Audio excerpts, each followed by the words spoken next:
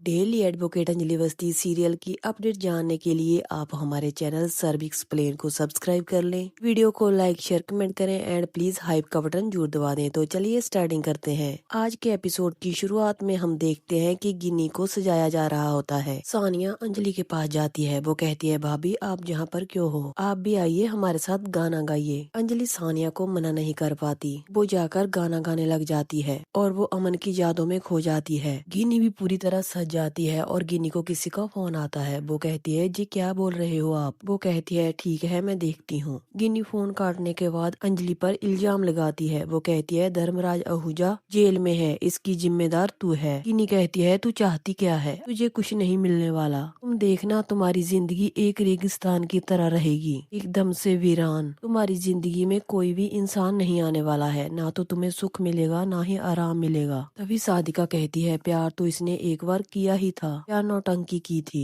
एक पल के लिए भी ओझल नहीं होते थे एक दूसरे से। पर क्या हुआ, रख पाई अपने प्यार को, मार दिया उसे। नौती हो तुम एक नंबर की। विनवेदता कहती है, सादिका ठीक से बात करो, अपनी जवान को लगाम दो। अंजलि देवी है, देवी देवी से ऐसे बात नहीं करते। सादिका निवेदिता को कहती है, आप चुप रहो। सानिया कहती है, आपको उन्होंने कोई बुरा भला तो नहीं बोला, आप उनके बारे में ऐसा क्यों बोल रही हो। वह कहती है, ये सब छोड़िए, आज गिन्नी भाभी की शादी होने वाली है। मगर सादिका यहीं बस नहीं करती। वो कहती है, आज गिन्नी को उसका प्यार वापस मिलने वाला है, इसी बात से तो प्रॉब्लम है इसे, इससे ये सब कुछ बर्दाश्त नहीं हो रहा। कभी ये अदालत में जा रही है और कभी ये पॉलिटिक्स ज्वाइन कर रही है। ये लड़ पाएगी उनसे, तू टिक नहीं पाएगी उनके सामने, मार देंगे वो लोग तुम्हें। पति को तो पहले ही खा चुकी हो, गृहस्थी भी खा चुकी हो, अब अपने आप को भी खा जाओगी तुम। अंजलि सादिका को कहती है, जी क्या बोल रही हैं आप। सादिका कहती है, मैं ठीक ही तो बोल रही हूँ, आजकल बहुत उड़ रही हो। अंजलि कहती है, अभी तक आपने मेरा उड़ना कहाँ देखा है, आज हमेशा बादलों के भी ऊपर उड़ता है। आपको यहाँ से खींचकर शादी के मंडप तक लेकर जाऊंगी और वहाँ ले जाकर आपको पटक दूंगी, इतना मारूंगी आपको। इसीलिए बोल रही हूँ कि अपनी जवान को लगाम दीजिए। चमचागिरी तो करती हैं आप, पर इतनी भी मत कीजिए कि आपको देखकर घिन आने लगे। ऐसे तो आप चोरनी हैं, ऐसे चुरा कर भाग जाती हैं। गिन्नी अंजलि को कहती है, तू चुप रह, तू होती कौन है बोलने वाली, को जितने पैसे लेने हैं लेने दीजिए, को मैंने दिए हैं पैसे। अंजलि कहती है, आपकी बात तो सही है, भिखारी को भीख तो मिलनी ही चाहिए। सादिका कहती है, अंजलि तुम मेरा अपमान कर रही हो। अंजलि उसे कहती है, अपमान सम्मान के बारे में आप जानती ही क्या हो। घर के बड़े राघव सिंह राजपूत का सम्मान किया है कभी आपने, कभी भी किसी का सम्मान नहीं करती हैं आप, सिर्फ और सिर्फ खुद के बारे में ही सोचती हैं। अंजलि वहाँ से जाने वाली होती है, तभी उसे गिन्नी रोकती है और कहती है, तुमने मेरी बात का जवाब क्यों नहीं दिया। अंजलि कहती है, हाँ आज धर्मराज आहूजा का चुनावी मंच मेरे कब्जे में आ गया था, अरेस्ट हो चुके हैं धर्मराज आहूजा। अभी वहाँ पर मंत्री आ जाता है। वो कहता है, इस भ्रम में मत रहना कि अभी तक हम वहीं पर हैं। अंजलि उसको देखकर हैरान हो जाती है। मंत्री कहता है, तुमको हमारी पावर के बारे में जरा भी अंदाजा नहीं है, हमारे मुंह पर जो तुमने कालक पोती थी उसका हर जाना तो तुम्हें भरना ही होगा,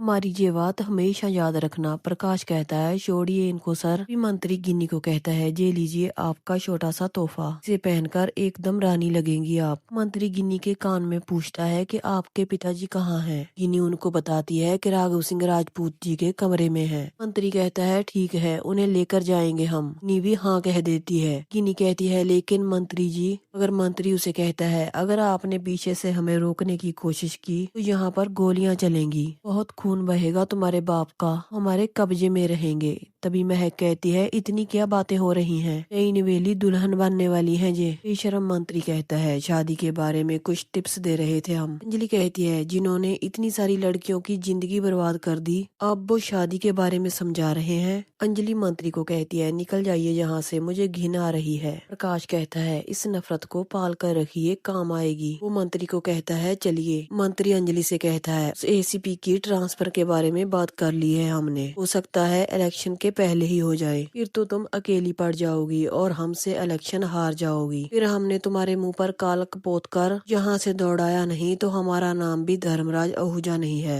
ये कहकर मंत्री वहाँ से चला जाता है। गिन्नी अंजलि को कहती है, जाकर देख कर आ, अबे तैयार हुआ कि नहीं। निवेदिता कहती है, वो अपने घर पर है, जानी के बस्ती में तैयार हो रहा है। गिन्नी कहती है, ओ हाँ वहाँ से बारात लाएगा ना वो, ठीक है उसे आने के लिए कहो, उसकी दुल्हन इंतजार कर रही है। वो अंजलि को कहती है, तू खुद लेकर लेकर आएगी, फिर घर की दहलीज पर खड़े होकर उसकी आरती उतारेगी, फिर अबे का हाथ पकड़कर शादी के मंडप तक लेकर आएगी। आगे हम देखते हैं अभय सिंह तैयार हो रहा होता है, तभी उसके पापा राघव सिंह कहते हैं तुम अपनी जिंदगी का बहुत बड़ा गेम खेलने जा रहे हो, ऐसी परीक्षा तुमने पहले कभी नहीं दी है। तरफ गिनी है जिससे बहुत ज्यादा तुम नफरत करते हो और एक तरफ वो है जिससे तुम बेहद प्यार करते हो। इस गेम में अगर तुम्हारी एक भी चाल गलत हो गई तो सब कुछ बर्बाद हो जाएगा, इसलिए तुम्हें जीतना होगा। मैं कल ही कोर्ट में सारे सबूत पेश कर दूंगा। कल ही होगा एक ऐतिहासिक केस। दिल्ली शहर में ऐसा केस आज तक कभी नहीं हुआ होगा। अभी अभय सिंह को गिन्नी का फोन आता है। वो कहती है क्या कर रहे हो? अभय सिंह कहता है कि मैं तैयार हो रहा हूँ। गिन्नी उसे कहती है मैं तुम्हें लाने के लिए अंजलि को भेज रही हूँ, ये तुम्हें जहाँ पर लेकर आ जाएगी, है ना अंजलि? अंजलि कहती है हाँ। अभय सिंह कहता है हाँ ठीक है, तुम जरा अंजलि को फोन देना। गिन्नी कहती है ले बात कर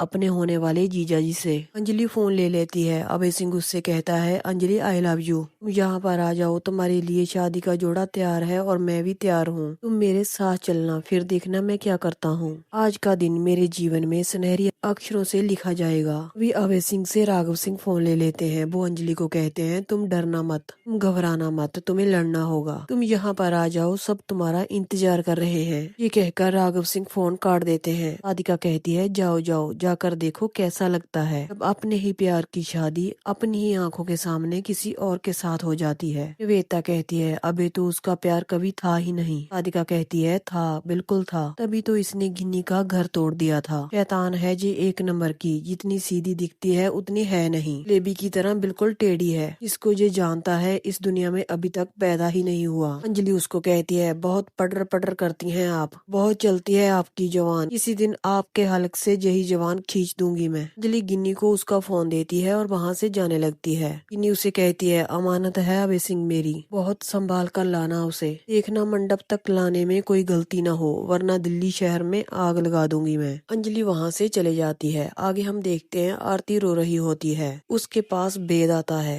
वेद उसे कहता है कि तुम रो क्यों रही हो? आरती बात को टालती है। वो कहती है कुछ नहीं, चलिए हम सबको तो तैयार होना पड़ेगा, फिर बारात लेकर निकलना पड़ेगा और बारातियों के साथ मुझे भी जाना पड़ेगा। प्रेस मीडिया को मैंने इन्फॉर्म कर दिया है, उनके साथ तो मुझे भी जाना पड़ेगा। वेद कहता है कुछ तो हुआ है तुम्हें, तुम मुझसे क्या छिपा रही हो? बताओ आरती, कुछ तो बोलो। तभी आरती रोते रोते कहती है बताओ वेद, मेरी माँ ने कोई अन्याय किया है? वेद कहता है ये कैसी बात बोल रही हो तुम, सबके साथ न्याय करती है, वो किसी के साथ अन्याय कैसे कर सकती है? आरती कहती है माँ के बारे में गंदी गंदी बातें लिख रहे हैं, माँ ने किया क्या है? माँ तो हमेशा सबका भला चाहती है। माँ और अबे चाचू के रिश्तों को लेकर जो मन में आए वही लिखा जा रहा है। माँ भी तो एक इंसान है, उम्र चाहे भले जो भी हो, प्यार करने का हक तो उनका भी बनता है, गृहस्थी बसाने का तो हक उनका भी है, मगर उनको लाइफ में कुछ भी नहीं मिला, सब कुछ खो दिया उन्होंने, और मैंने भी उनको गलत समझा था। लगातार उनसे बुरा बर्ताव करती रही मैंने तो उनको फंसा भी दिया था। नहीं, अब जीने का इरादा नहीं है मेरा, मन करता है कि मैं मर जाऊं। फिर कहता है अब बिल्कुल भी ऐसी बातें नहीं, जब सुबह का भूला शाम को घर आता है तो उसे भूला नहीं कहते। फिर आरती को गले लगाता है और कहता है अब तुम बिल्कुल भी नहीं रोओगी, सब कुछ ठीक होगा, हमने सब प्लानिंग कर ली है, तुम्हें अंदाजा भी नहीं होगा कि उनके साथ में क्या होने वाला है। वेद आरती को सारी प्लानिंग समझा देता है। वेद कहता है जी गिनी सिंह राजपूत मेरे जाल में फंसेगी, क्योंकि ये जाल कलयुग के वेद ने बिछाया है। आरती वेद के बनाए हुए प्लान से सहमत हो जाती है और उसको आई लव यू बोलती है। तभी वहाँ पर राघव सिंह आ जाते हैं। वो कहते हैं कि आरती ऐसे ही जाएगी? वो वेद को कहते हैं इसे अच्छे से सजाओ, बिल्कुल नई नवेली दुल्हन की तरह इसे मंडप में लेकर आओ, आज सब लोग देखेंगे कि कैसे एक बेटी अपनी माँ को मंडप तक लेकर जाएगी। यहीं पर इस एपिसोड का एंड हो जाता है। आज का एपिसोड आपको कैसा लगा कमेंट करके जरूर बताना।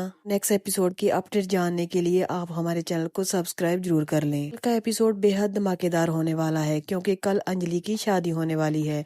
तो मिलते हैं ऐसे ही नेक्स्ट एपिसोड की अपडेट के साथ।